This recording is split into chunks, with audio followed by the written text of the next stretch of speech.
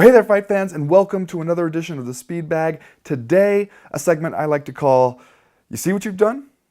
Now, as I'm sure you've probably heard, MMA heavyweight great Fedor Emelianenko is rumored to be coming out of retirement at the age of 38.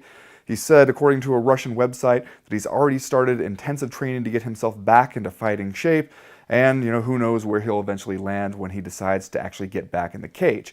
Now, because of this, I blame Bellator. I believe Bellator, Kimbo Slice, Tito Ortiz, Ken Shamrock, that whole cadre of individuals who has made a cottage industry recently in MMA out of old, past their prime fighters doing huge numbers on TV and probably pulling in pretty sizable paychecks. Because Fedor, he seemed like the guy who was, for one thing, embarrassed of all the attention we heaped on him to begin with, but also reasonable enough to go away when it was time and stay away. And now he looks around, he sees this party of his peers going on. How is he not going to want to go and get back in on that?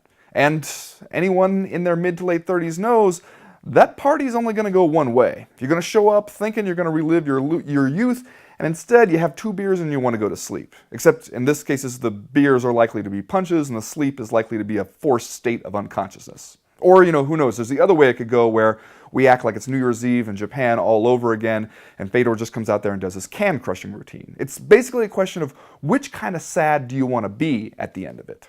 And for Fedor, who seemed like he was out, and then he gets pulled back in. So there you go, Bellator. You see what you've done?